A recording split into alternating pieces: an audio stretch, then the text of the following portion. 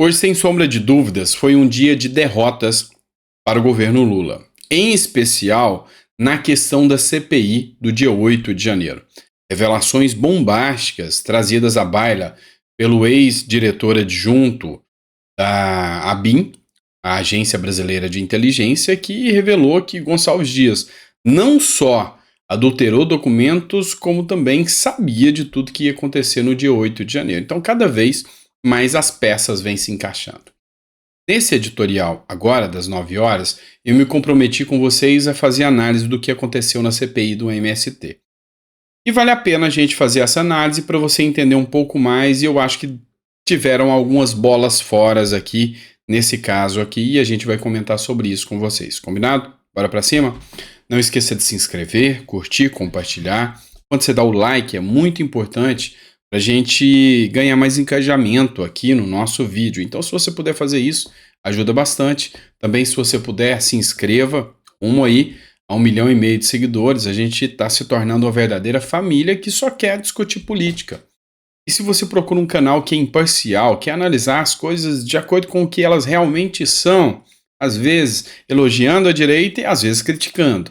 Às vezes criticando a esquerda, na maioria das vezes. De vez em quando a gente dá um jeitinho de elogiar quando acerta, mas a gente faz de forma imparcial. Então, se você procura um canal assim, seja muito bem-vindo. Mas enfim, vamos analisar o que está acontecendo aqui no segmento da CPI do MST, que deu continuidade hoje.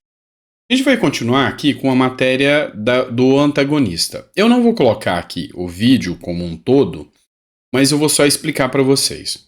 Deputados comem melancia durante a audiência da CPI do MST, em provocação ao general Gonçalves Dias, que prestava depoimento como testemunha. Eu achei deplorável, eu achei ridícula a postura da oposição em relação ao Gonçalves Dias. Entenda que, independentemente se você gosta, não gosta da postura da pessoa, você tem 2 pontos a serem observados. O primeiro, todo cidadão, por mais que você não goste dele, por mais que seja até criminoso, ele merece respeito. Ele merece respeito.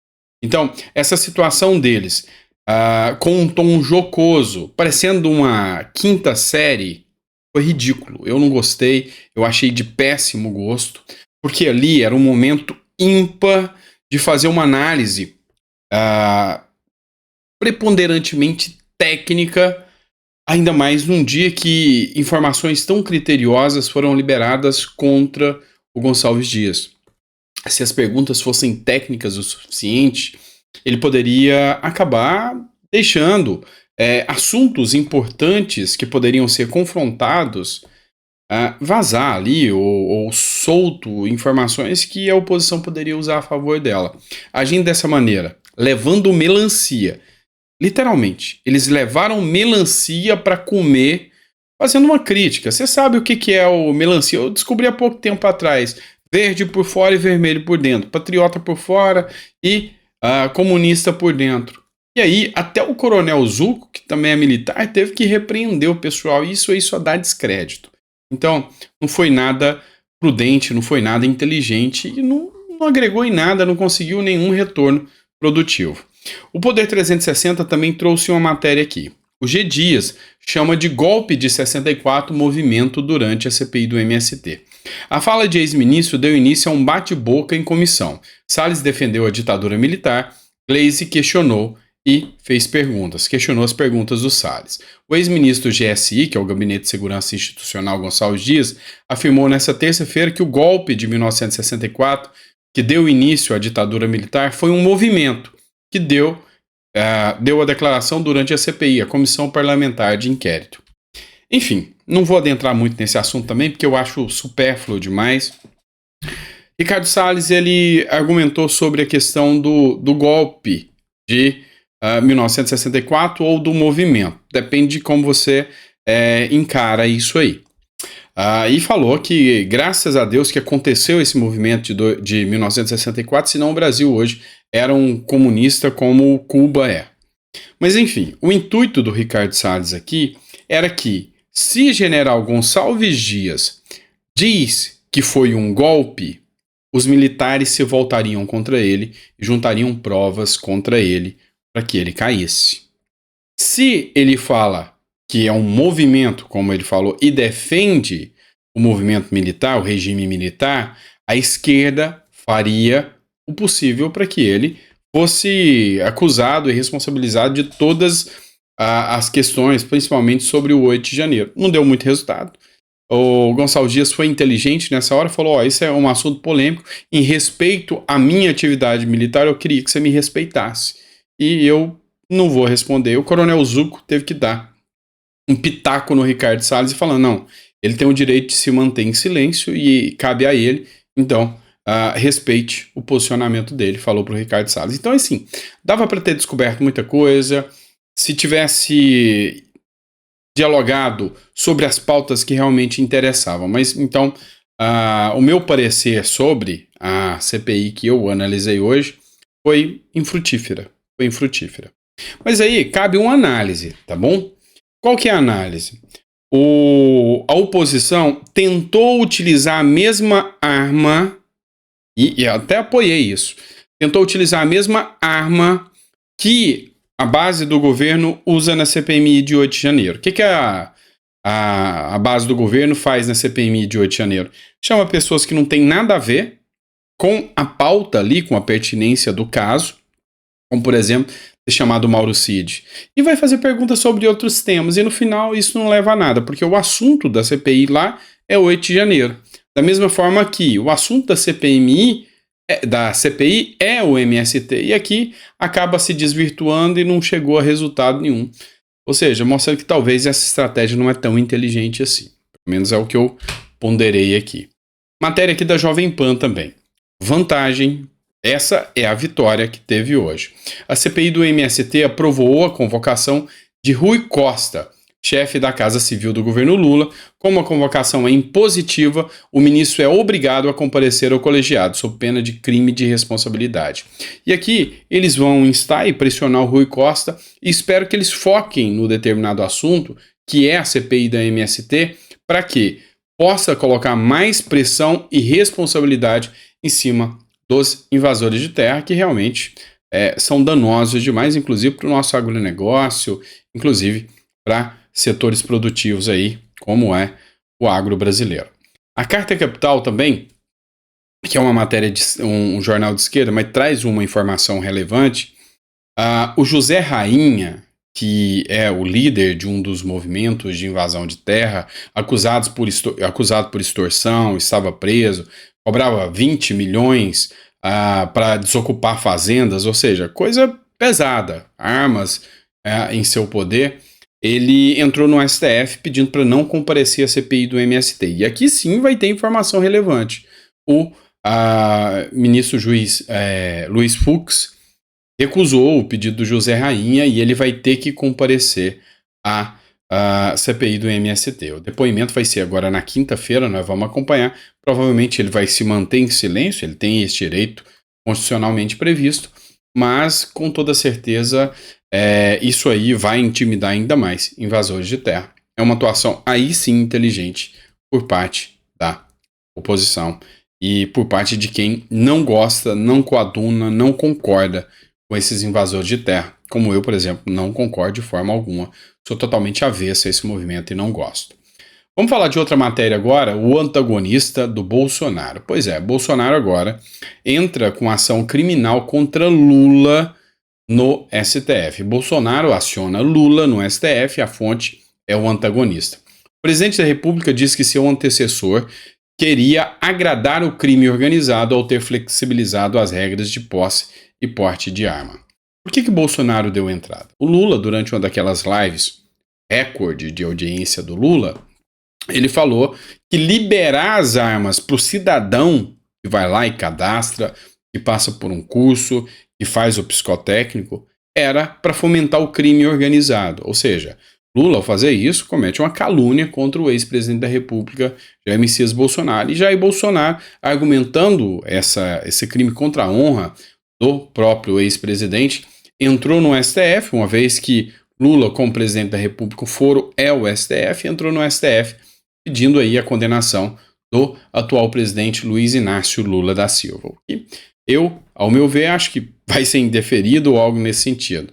Porque não é devido? Não, porque é o Brasil. É o Brasil. Vamos lá, essa pauta aqui é importante a gente discutir, a gente já falou algumas vezes sobre esse caso aqui, é o caso Marielle, tá? Eu trago uma matéria para vocês do Jornal do Brasil. Bom, então a fonte é o Jornal do Brasil. Ex-deputado Domingos Brazão ressurge como possível mandante do assassinato de Marielle Franco. E aqui a gente está falando do caso Marielle Franco, porque há poucos dias houve um auê muito grande sobre o assunto, que se chegaria ao mandante. Teve uma discussão muito grave aí sobre a questão da delação premiada, mas aí algumas conversas que foram interceptadas pela Polícia Federal mostram que os suspeitos de vazarem a operação que prendeu Rony Lessa e Elcio Queiroz na semana passada também temiam a prisão do político. Segundo uma das conversas vazadas, o Domingos Brazão aqui, que é esse ex-deputado, ele teria pago R$500 mil pelo assassinato da Marielle.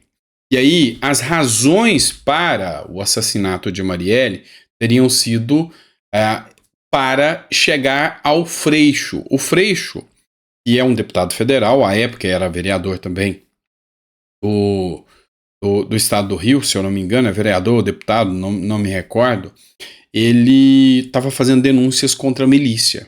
E aí estava causando prejuízos enormes ao Brazão. E aí, nesse caso, como ele não conseguia chegar ao Freixo e a Marielle Franco era muito íntima do Freixo, ele pagou R$500 mil para que o crime fosse executado. E aí, quem apurou essas informações foi a própria Procuradora-Geral da República, à época Raquel Dodge, que não se deu assunto, esse argumento vem desde 2019. Só que aí ressurge um novo fato agora. Por quê? Porque há muito o pessoal da esquerda, eles levantam a bandeira de que Bolsonaro teria algum tipo de envolvimento com o caso Marielle, quem seriam os mandantes, seria o Bolsonaro, Bolsonaro é ligado à milícia. E aí, com o desenrolar dos fatos, muitos assuntos foram surgindo, como por exemplo, ministros do Lula também que foram acusados de estarem relacionados com a milícia.